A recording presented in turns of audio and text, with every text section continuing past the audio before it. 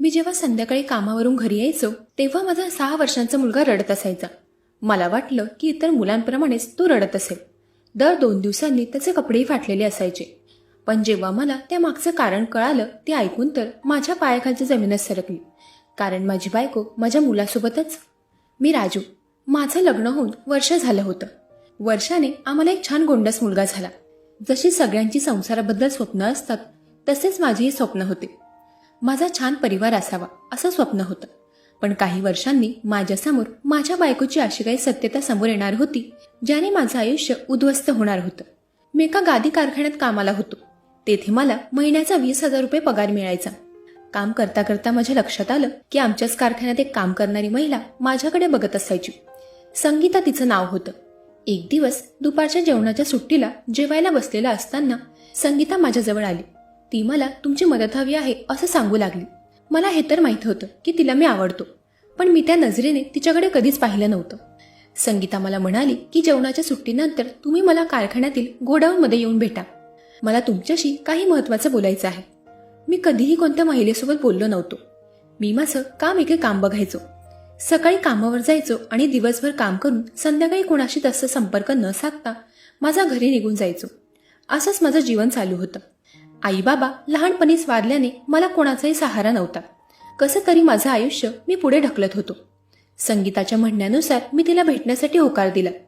संगीता जेव्हा परत जात होती त्यावेळी मी तिला निरखून पाहिलं.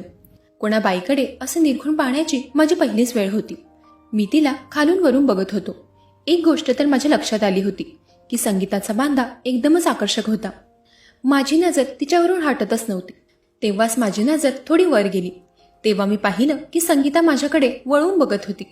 मला थोडं लाजल्यासारखं झालं आणि मी मान खाली घालून पुन्हा जेवू लागलो. तिच्याकडे बघताना माझ्या कारखान्यातील माझे मित्र माझ्याकडे बघतच बसले होते. माझ्यासारख्या एवढ्या शांत मुलाकडे संगीतासारखी मुलगी बोलायला आली होती. हे बघून कारखान्यामध्ये सगळेच आश्चर्यचकित झाले होते. तेव्हा माझ्यासोबत जेवत असलेले सहकारी मला म्हणाले की राजू, तू तर खूप लकी आहेस, कारण संगीतासारखी मुलगी तुझ्याकडे स्वतः बोलण्यासाठी आली. तेरी तो निकल पडी भाई. या गोष्टीवर कसं व्यक्त व्हावं हे काय मला समजत नव्हतं.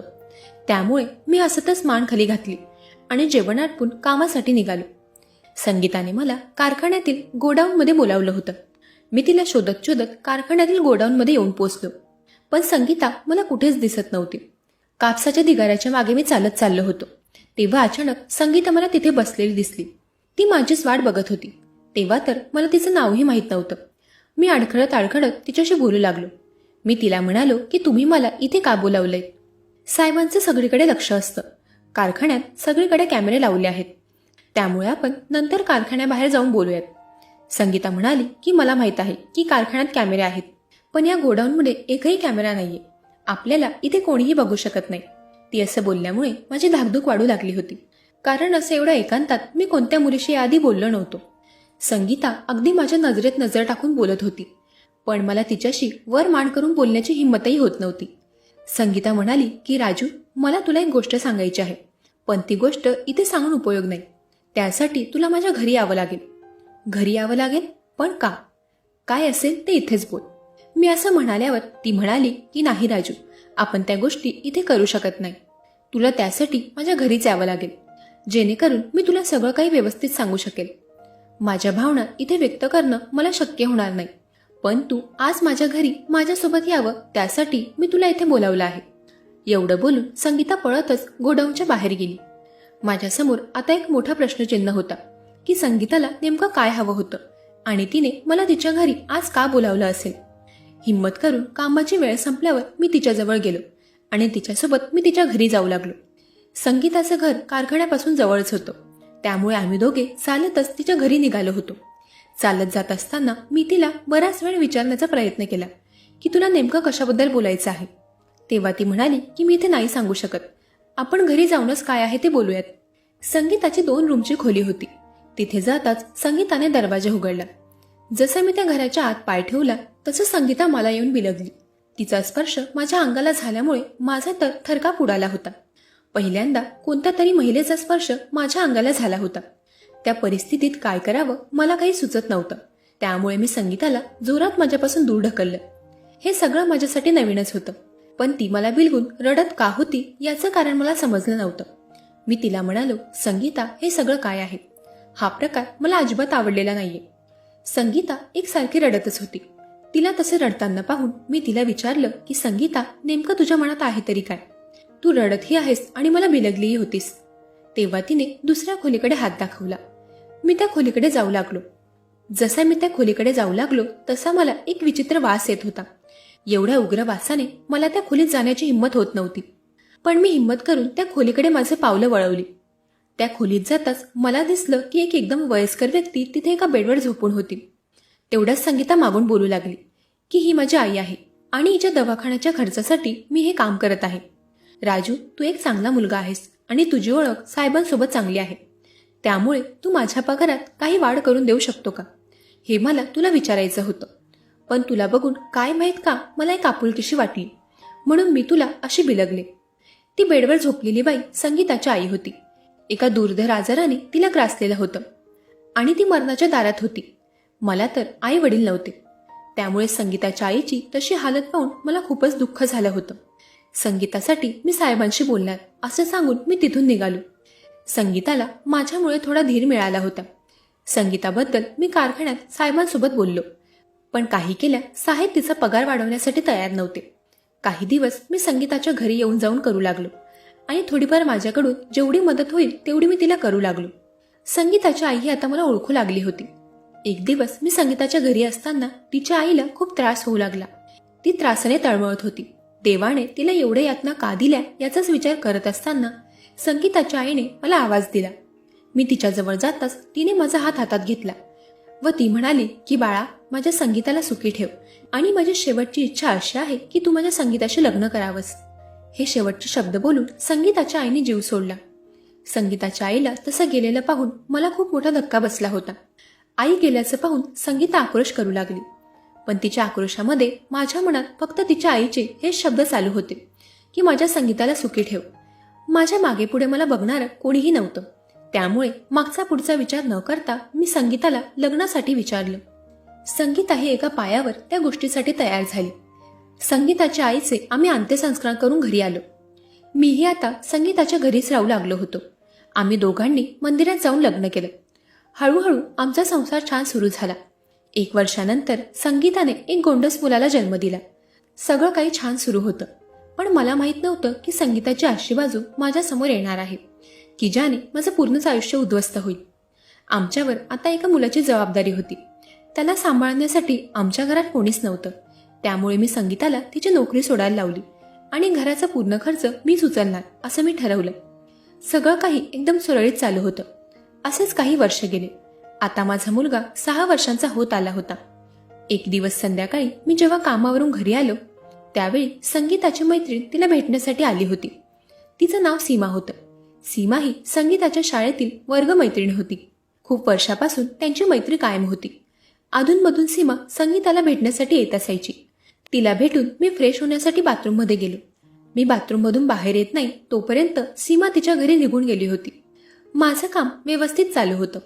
कामाच्या व्यापात मला आता संगीताला वेळ देणं जास्त काही जमत नव्हतं. त्यामुळे अधूनमधून संगीताही त्याबद्दल माझ्याकडे कुरकुर करायची. एक दिवस मी वेळ काढून घरी लवकर आलो. मी संगीताला सरप्राईज द्यायचं ठरवलं होतं. माझा मुलगाही त्यावेळी शाळेत गेला होता. त्यामुळे आज आम्हाला खूप दिवसांनी एकांतात वेळ मिळाला होता. घरी येऊन फ्रेश झाल्यानंतर मी संगीताला चहा ठेवायला सांगितला. चहा पिल्यानंतर संगीताला मी बेडरूममध्ये घेऊन गेलो. मी तिला म्हणालो, संगीता, मला माफ कर. मला तुला वेळ देता येत नाहीये, पण मी आज खास वेळ काढून तुझ्यासाठी घरी लवकर आलो आहे. असं म्हणत मी खिशातून आणलेला गजरा बाहेर काढला व संगीताच्या केसात माळला. पण संगीता ते पाहून काही खुश दिसत नव्हती. मी हळूहळू संगीताजवळ जाऊ लागलो, पण मी जसा जवळ जात होतो तसं संगीता माझ्यापासून लांब जात होती.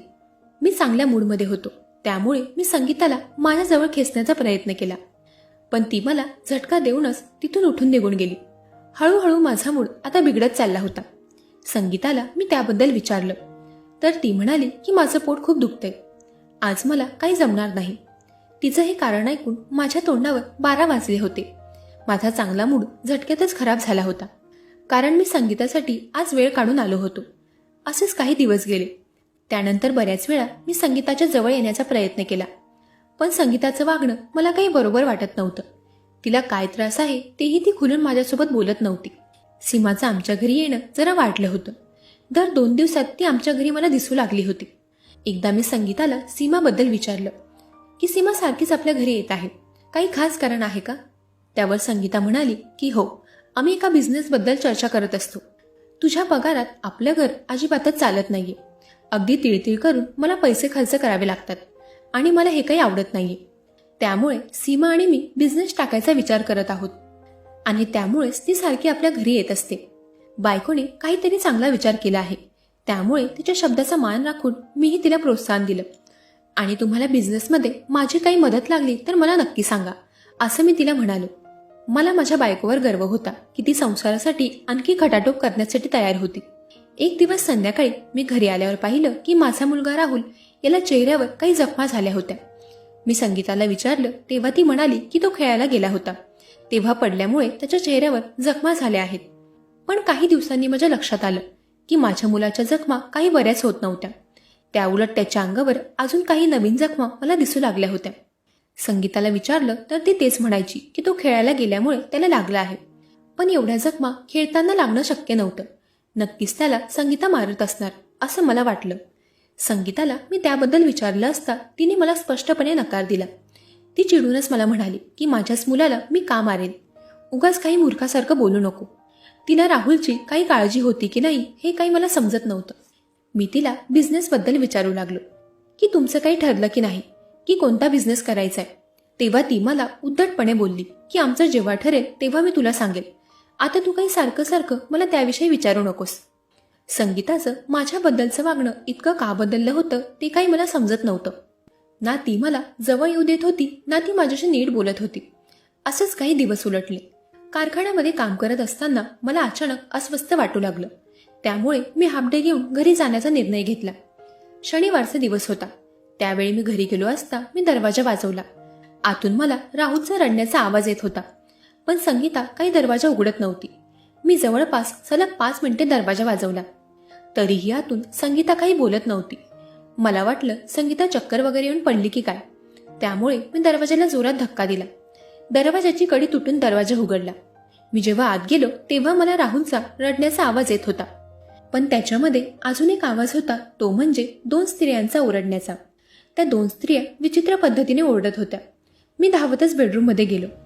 बेडरूममध्ये गेल्यावर समोरचं जे दृश्य मी पाहिलं होतं ते पाहून तर माझ्या पायाखालची जमीनच सरकली होती.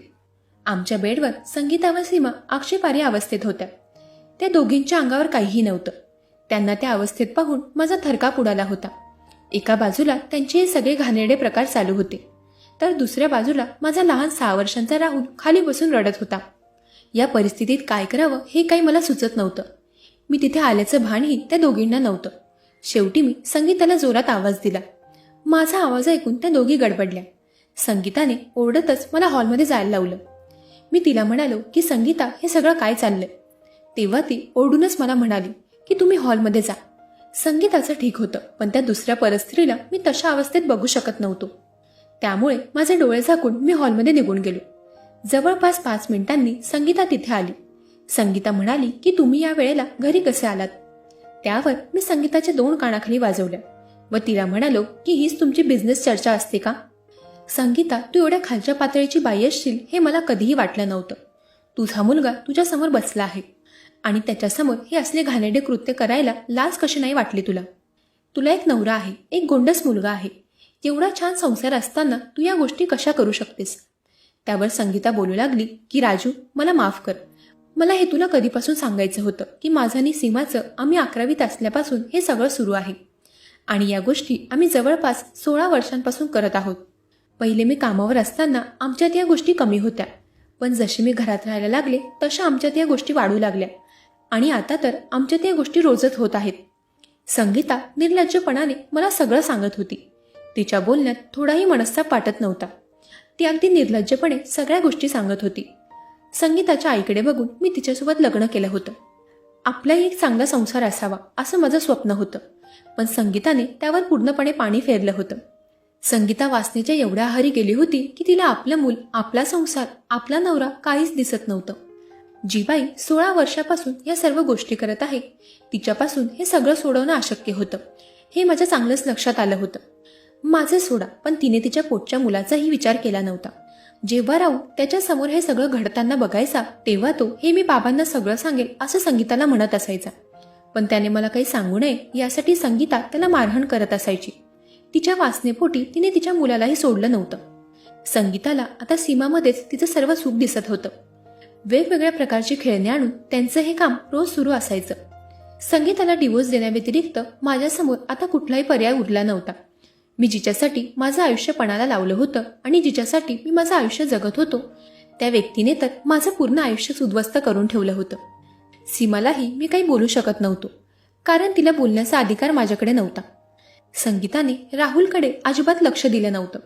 रडत रडत माझ्या शेजारीच तो बेशुद्ध पडला. मी राहुलला उचलून लगेचच हॉस्पिटलमध्ये घेऊन गेलो आणि दुसऱ्याच दिवशी मी संगीताला डिवोर्स पेपर पाठवले. अशा बाईशी संसार करण्यापेक्षा संसार न केलेलाच बरा, अशी मी मनाशी गाठ बांधून माझ्या मुलाला घेऊन घरातून निघालो. संगीता एक वासनात बाई होती. तिच्या या प्रकारामुळे मी आतून पूर्णपणे तुटलो होतो. माझ्या मुलाच्या बालमनावर काय वाईट परिणाम झाले असतील ते त्यालाच ठाऊक, पण यापुढे मी त्याला चांगलं आयुष्य देण्याचं ठरवलं आणि आता मी जे आयुष्य जगत होतो ते फक्त आणि फक्त माझ्या मुलासाठीच.